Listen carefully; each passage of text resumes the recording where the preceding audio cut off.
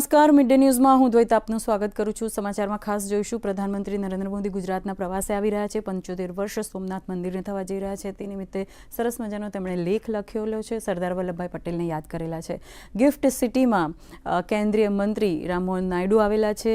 Aviation મુદ્દે સરસ મજાનો એક સેમિનાર યોજાઈ રહ્યો છે અને એવિએશન ક્ષેત્રે ખૂબ વિચાર વિમર્શ થઈ રહ્યો છે.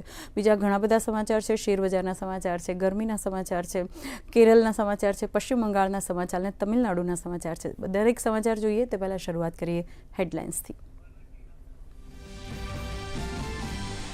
પ્રધાનમંત્રી નરેન્દ્ર મોદીએ સોમનાથ મંદિરના 75મી વર્ષગાંઠના પુનઃનિર્માણ પર લખ્યો લેખ. કહ્યું, સમુદ્ર કિનારે ઊભા રહીને સરદાર પટેલે સોમનાથનું પુનઃનિર્માણ કરવાની લીધી હતી પ્રતિજ્ઞા. 11 તારીખે કરશે સોમનાથ દાદાના દર્શન. તો પ્રધાનમંત્રીને આગમન માટે જામનગર અને વડોદરામાં તૈયારીઓ પૂરજોશમાં.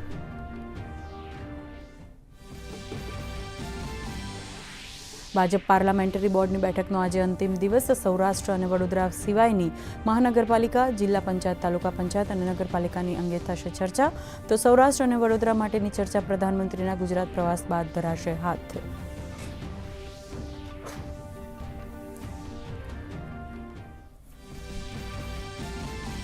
ગાંધીનગર ગિફ્ટ સિટી ખાતે aircraft leasing and finance summit 2.0નું આયોજન. કેન્દ્રીય મંત્રી નાયડુએ કહ્યું, ગિફ્ટ સિટી હવે એરક્રાફ્ટ ફાઇનાન્સ બનવા તરફ વધશે આગળ. તો મુખ્યમંત્રીએ કહ્યું, એવિએશન સેક્ટરમાં પણ ગુજરાત નેતૃત્વ કરે તે અમારો લક્ષ્ય. ગિફ્ટ સિટીમાં રોકાણ કરવા લોકો આતુર.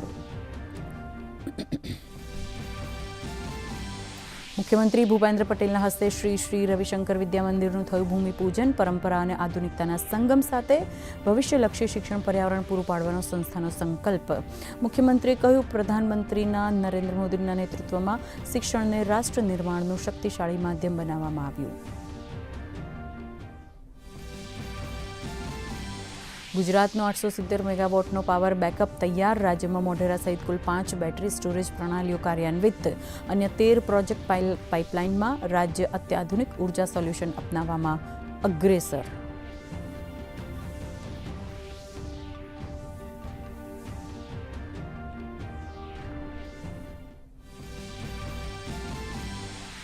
ગૃહમંત્રી અને પશ્ચિમ બંગાળના નિરીક્ષક અમિત શાહ પહોંચ્યા કોલકાતા. આજે પશ્ચિમ બંગાળના નવા મુખ્યમંત્રીના નામની થશે જાહેરાત. ભાજપના નવા ચૂંટાયેલા ધારાસભ્યો સાથે બેઠક. વિધાયક દળના નેતાની કરવામાં આવશે પસંદગી. તો આવતીકાલે યોજાશે શપથ ગ્રહણ સમારોહ.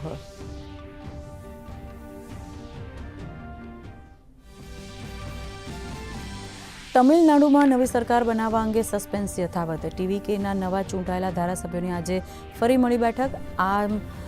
આજ વામ દળ અને ડીએમકેના સમર્થન અંગે લેવાશે નિર્ણય. તો સ્ટાલિને પોતાના ધારાસભ્યોને ચેન્નઈ ન છોડવા આપી સૂચના. કોંગ્રેસે ટીવીકેને આપ્યો સમર્થન પત્ર.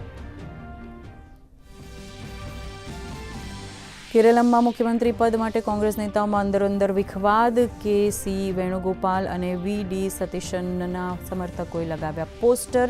રવિવાર સુધીમાં મુખ્યમંત્રીના નામની થશે જાહેરાત.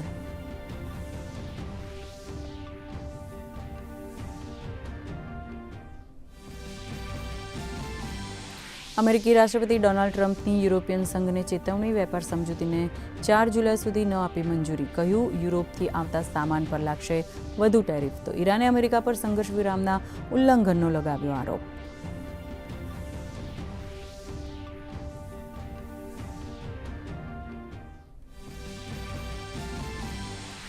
રાજ્યમાં ગરમીનો પ્રકોપ. 10 જિલ્લામાં તાપમાન 40 ડિગ્રીને પાર. કચ્છ, દ્વારકા, રાજકોટ અને દીવમાં એલર્ટ જાહેર. તો આજથી અમદાવાદ માટે 2 દિવસ અને ઓરેન્જ એલર્ટ. 5 દિવસ માટે ગરમીનું અપાયું યલો એલર્ટ.